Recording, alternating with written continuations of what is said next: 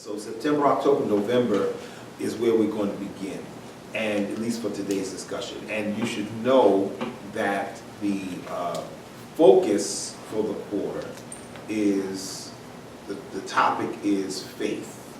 That's what we're dealing with in this quarter. We're dealing with faith. And again, just in terms of the cultural relevance that we're trying to establish, one of the things that we're looking at, and I would encourage you to see if you can incorporate this in your lessons in your Sunday school. When you receive your Herald Journals, you will see that what we tried to do in terms of an emphasis was to focus on the 400-year journey of Africans in America. So the new Herald Journal and even the coverage you're going to see are going to try to encapsulate that journey for what it means for us, who our ancestors arrived in 1619. And this is 400 years since that happened. And one of the things I was very careful to say in my writing was that they did not bring slaves to America. They brought doctors and scientists and teachers and made them slaves. Wow. That's a very important distinction. You know, don't let anybody say that they brought slaves over here. That's not what happened. What happened was they brought brilliant people, kings and queens, rulers, leaders, you know, people who were specialists in their various fields, and made them slaves. That's a very important distinction. All right. So let me ask this: what are the sections or groupings that you teach? Who teaches the children? All right. Yeah, no, I just want to know, just so I know how to cover all the lessons that we're doing. Who teaches the youth, intermediate, seniors? All right, and who teaches adults? Okay, all right. So what I want to do then is to try to go through the lessons, and again, if you just don't mind taking notes, and I will send you this information when I get all of your emails. Let me start with the children's lesson. This is going to be for lesson 1. This will be September the 1st for those who, and now the topics are going to be pretty much the same. The scriptures are going to be the same. There'll just be some different emphasis depending on how the lesson is being played out. So the topic and the September lessons cover what we call Unit 1. All right. So the lesson unit for both children and youth and adults, for all ages, is God is faithful. Right? That's the focus for all of the lessons. God is faithful. The scripture passage that we're going to talk about with the children is going to be Genesis chapter 18, verses 16 through 19 and verse 29. All right? Genesis chapter 18. Verses 16 through 19, and then verse 29. All right? Now, to just help you to put this in the framework, of course, if you may remember what the story is about Abraham when he engages God about what will be the fate of Sodom and Gomorrah. All right? So, and the reason why it's important that we try to understand the groupings that we're dealing with in terms of the topic matter, because the Bible, as I've learned throughout my career as a pastor, the Bible is not an easy book to understand. I mean, it is, but then it isn't, because there are so many cultural things that are dealt with that we have to kind of understand may or may not necessarily relate to how we live our lives today. All right? And one of the reasons why, again, I think it's important that teachers who are going to be sharing this lesson with various children and, even adults, please make sure that you study and make sure that you know what you're talking about, because there are many, many things that can be misinterpreted, or we can share misinformation, and we'll have people messed up for generations to come. That's true. It happens now. Right? And so, for instance, the story of Sodom and Gomorrah, right? Which, let me ask this: what do you know about the story? Then I'll tell you what the story really probably should focus on. What do you know about the story of Sodom and Gomorrah? I know that about Sodom and Gomorrah, they produced a lot of homosexuality, and it came to a point where they were living a lifestyle where it wasn't pleasing in God's sight. To where, as He says, I want to destroy that whole city because of the lifestyle they were living. Okay. Anybody else? Enticing the fleshly desires. Enticing the fleshly desires. Okay. All right. Now, how many of you are aware that the Bible actually contradicts the interpretation that you just gave about Sodom and Gomorrah? I know that too. It does contradict. Right? Because what the Bible, and this is something that, as you're teaching the lesson, you may have to sort of, and I think when I'm trying to remember what I have to look up all the lessons that I have here, but what we tried to do is to balance some of the interpretation that people have had, because the thing that the Bible actually emphasizes about the sin of Sodom and the sin of Gomorrah was not homosexuality, it was inhospitality. Right. Right.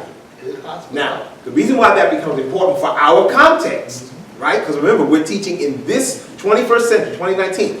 We can then begin to make a link between what happened in Sodom and Gomorrah to the inhospitality that took place there and children left at the border. That's good. Right? Because it's inhospitable. We can argue to this, have people come to this country seeking refugee asylum and be turned away because they are what they call them, immigrants, aliens is the word I really hate. I really hate that word. It's like they come from another planet. Yeah. And then we can argue or debate what does it mean to call a person illegal? Because words really do matter. Exactly. And while we don't want to give too much of a political spin to the lessons that we're dealing with, we're also dealing with real-time issues that people need answers to. Right? So this opens up an opportunity for us to do that. Okay? Now, obviously, when you're dealing with those of you who are teaching children, you obviously have to deal with these topics a little bit more sensitively. Right? Because there are certain things that the children are just not going to be able to necessarily grasp or understand. So you don't want to talk over their heads. You don't want to give them information that is inappropriate, or especially when if you deal with the issue about homosexuality, you really do need to be careful about how you deal with that, and make sure that parents are ready for you to have that conversation, right? Because you don't want to introduce a topic that parents are not comfortable with you talking about. Right. All right? So see, these are the reasons that we have to really study. First of all, for us to understand the background of the story. So that's September 1st lesson. For the youth, and did I give you the title of the children's lesson? For those of you who are dealing with the children, the title of the children's lesson is God's Got My Back. Wow, that's the children's lesson. And again, it's dealing with the almost argument really that Abraham and God have regarding the fate of Sodom and Gomorrah. All right. Then in the children's lesson, again, the unit topic is God is faithful, and the youth title is Who's Having Faith and Who's Having Doubt. So it's dealing with faith and doubt. Okay, again, the same scripture passage, and, you know, dealing with, you know, the issue of faith. And again, here's something else to have to wrestle with as you look at this passage and this topic. How do you deal with the mercy of God, and who receives mercy and who receives judgment? That's good. And I was going to ask the question about turning Lot's wife into the son. Yeah, well, and that's actually coming up in a future lesson, which we'll get to in a minute. But you know, when we get to that, we'll talk about that, because that's an interesting challenge of the text, and you know what it means when you know. And again, and by the way, here's what else is important. Remember that because you're dealing with a unit, you're dealing with a progression of a story. Okay, so right now, when you know that you're dealing with the progression of the story in Genesis, that you'll start with this story about Sodom and Gomorrah, but you will get to the escape or proposed escape of Lot and his family out of the city. And you will have to deal with what happened. Why did Lot's wife turn back? Much of what we deal with in a lot of these situations where the Bible is not explicit, it means we have to add our interpretation, or sometimes conjecture, and sometimes error. Right, you know, I mean, let's be honest. Some of the things that we talk about in the Bible are not necessarily there, it's just what we heard. And we need to be careful to make sure that we're not just telling people things that we heard but we can't validate. Right? And, you know, make sure that you have credible persons who can teach. And by the way, don't be afraid to say, because I really believe in this, I think this is a great, you know, procedure to follow. Don't be afraid to say, if a question is raised in your class, don't be afraid to say, I don't know, let me get back to you. You know, because sometimes there are things that may be raised, questions that people may ask, and I don't have the answer readily available. Now, that does not mean that I should go away and pretend like I don't have to answer that question, because the fact of the matter is, if I come back next Sunday, I need to have an answer for the question that was raised last Sunday. Right? So make sure that you do that. Okay, so that's the youth lesson, same scripture topic, and for the adults, the lesson topic, again, is Faith and Doubt is the general lesson title, but the topic is spared, S-P-A-R-E-D. That's the lesson topic for the adults. All right. Now, the additional devotional reading, and I think that might have been a mistake, so I'm not going to deal with that. But anyway, it's the same passage dealing with Genesis 19. No, actually, let me go back. Yeah.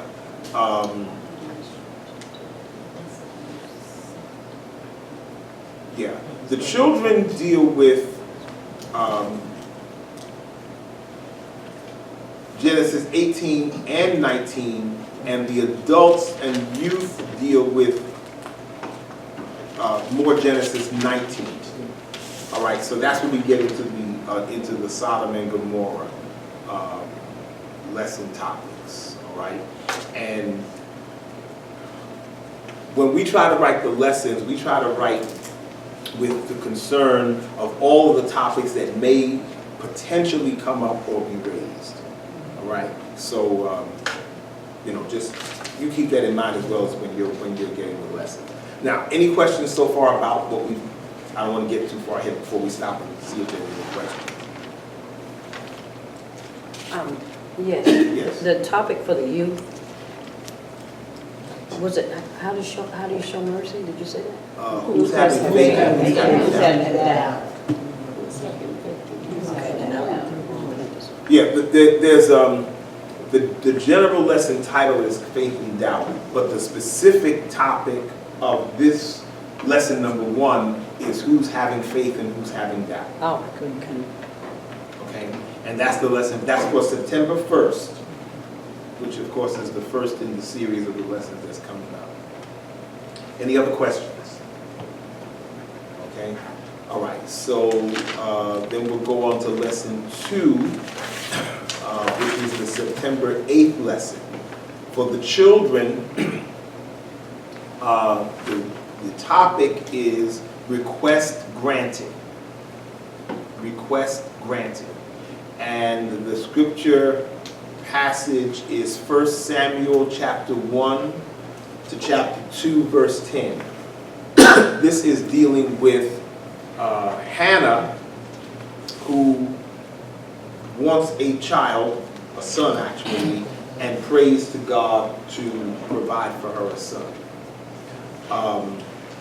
Again, if you're dealing with this topic as it relates to children, you want to have some sensitivity to so many of the issues that have to deal with, and youth as well, by the way, but certainly, children, all the issues of sensitivity that deal with children and babies. And when we get to the adults, which is also, this is the same passage here, and I have a friend who, it's funny how these things impact you, because I honestly never considered some of these issues of concern until I began to know people who struggled with them. Because one of the things that the lesson template lays out for us, for those of us who are the writers, is to be sensitive in a lesson like dealing with Hannah to people who in our churches are dealing with infertility. That's powerful. Yeah, because and the reason why this becomes an important topic and sensitive to discuss is because the biblical mind suggests that for a woman to not bear children was somehow to be cursed. And, we should deal with, honestly, are there people in our churches who feel stigmatized because they are not able to have children? Or because they don't have a quote-unquote family, the traditional family. Do they feel stigmatized? And we have to be sensitive to how this is the cultural struggle that we deal with, because the Bible, the biblical world, may give us one particular way of viewing the world, but we don't view the world that way anymore. That's right. And we want to be careful that we're not creating pain for people through our teaching. Right? Does that make sense? Yes. All right, so again, just things to be mindful of, all right? So that's the September 8th lesson for the children, youth, the same passage. The lesson topic is ask and it shall be given. And again, it's the same scripture passage from 1 Samuel. And for the adults, the topic is heart's desire. Same passage, all right? And again, with the same, be mindful of the same sensitivities that we need to bring to how we discuss this topic, okay? The September 15th lesson, this is lesson number 3. For the children, the topic is never satisfied. Never satisfied for the children. And the scripture passage that we're dealing with is Exodus 16. And this passage is dealing with how the children of Israel grumbled and complained in the wilderness about not having provisions. And God provides for them manna, bread from heaven, and quails, and they still got attitude. All right? So there's a lot to deal with in that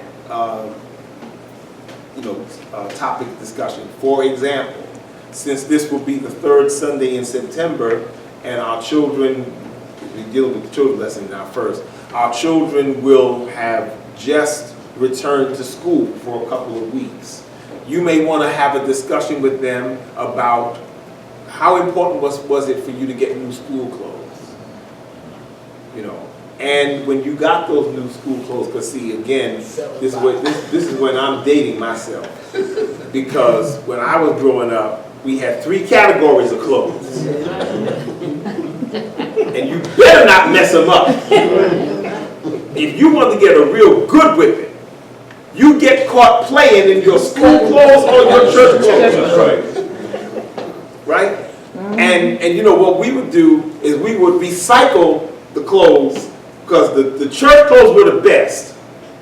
The school clothes were the middle, and the play clothes were the you know, the low. So what would happen is when we grow out of church clothes, or at least last year's church clothes became this year's school clothes.